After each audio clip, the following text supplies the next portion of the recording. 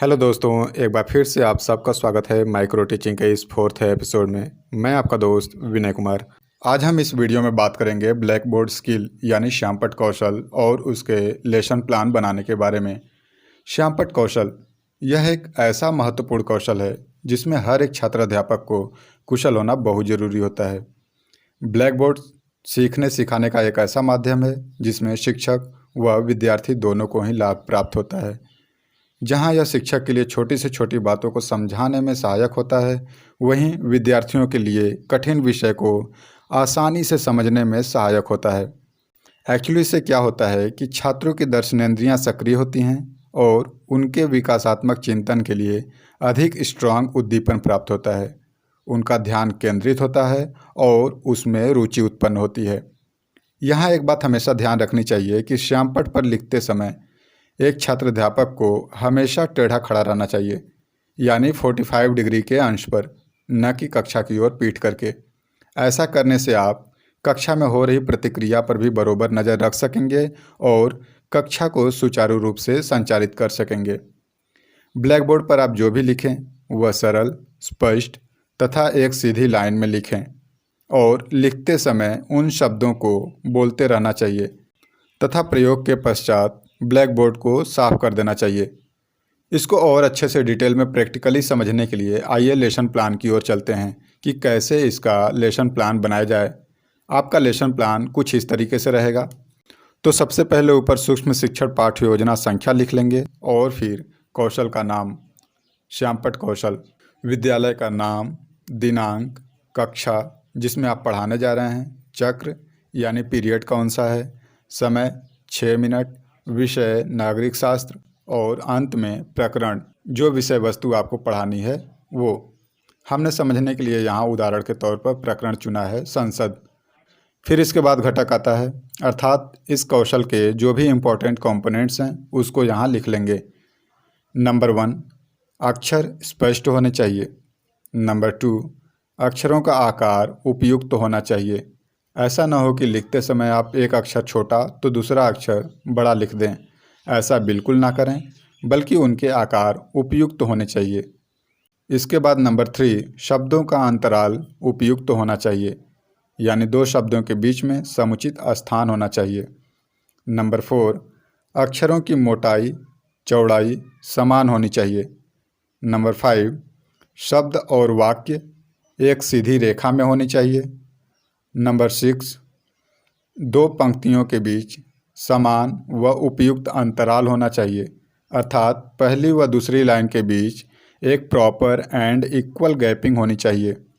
Number 7, शब्दों का अंत्यालेखन नहीं होना चाहिए, बेकार के शब्दों को मिटा देना चाहिए।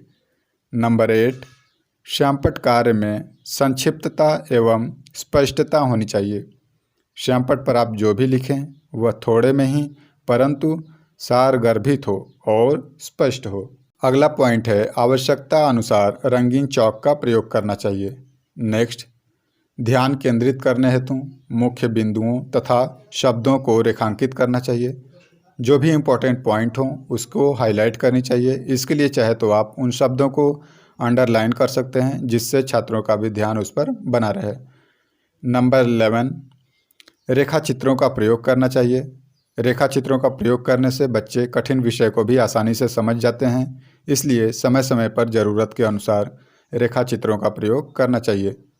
और लास्ट पॉइंट है, रेखा चित्रों एवं चित्रों की उपयोगिता होनी चाहिए, यानी ब्लैक बोर्ड पर आप जो भी चित्र या रेखा चित्र बनाएं वो विषय वस्तु के रेलिवेंट होनी चाहिए। ये रहे सारे घटक जिन्हें एक छात्राध्यापक या छात्राध्यापिका को याद रखना बहुत ज़रूरी होता है। घटक के बाद आता है शिक्षण अधिगम व्यवस्था, जिसमें हम 4 कॉलम बनाएंगे, विषय वस्तु, छात्र अध्यापक क्रिया, छात्र क्रिया और श्यामपट्ट कार्य। तो यहाँ पर हमारा विषय वस्तु है संसद। अब छात्र अध्यापक क्रिया में छात्र अध्यापक उस विषय वस्तु की व्याख्या करना स्टार्ट करता है। हमारा भारत 15 अगस्त 1947 में आज़ाद हुआ। आज़ादी के बाद भारत में संघीय शासन व्यवस्था अपनाई गई। जब आप व्याख्या कर रहे होते हैं तो इस समय छात्र आपकी बातों को ध्यानपूर्वक सुन रहे होते हैं। आगे, संघीय शासन व्यवस्था के अंतर्गत भारत में संसदीय प्रणाली अपनाई गई।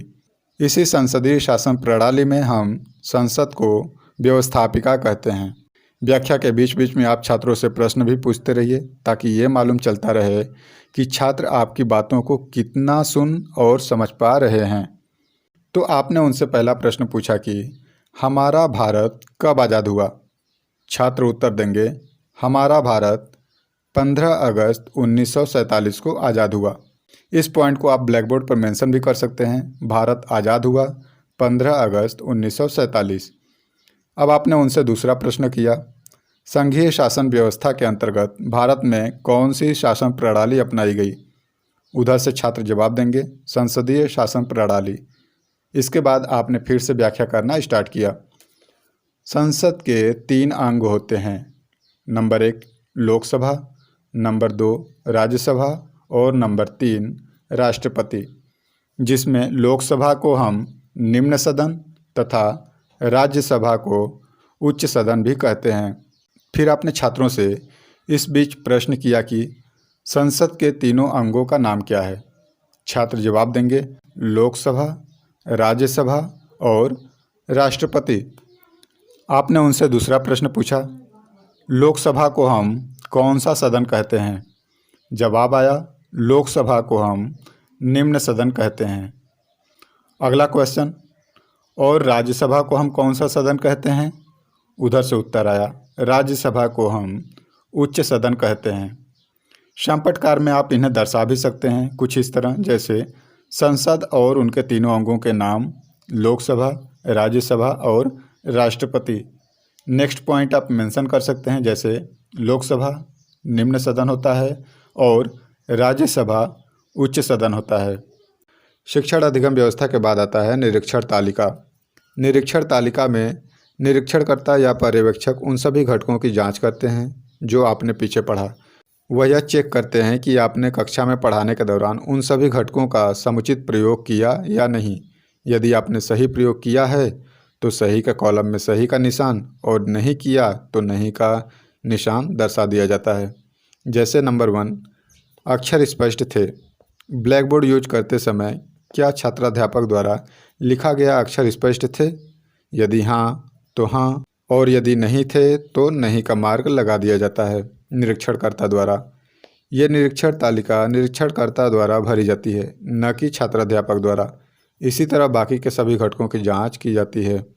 इसके बाद निरीक्षणकर्ता अपनी तरफ से कोई सुझाव या समालोचना देते हैं ताकि इस कौशल का अभ्यास आप अच्छी तरीके से कर सकें। फिर उनका अपना हस्ताक्षर और यहाँ छात्राध्यापक का हस्ताक्षर होता है। आज के वीडियो में बस इतना ही। यदि वीडियो पसंद आए तो लाइक तथा सब्सक्राइब करें और अपने दोस्तों के साथ शेयर करना बिल्कुल ना भूलें। Thanks for watching.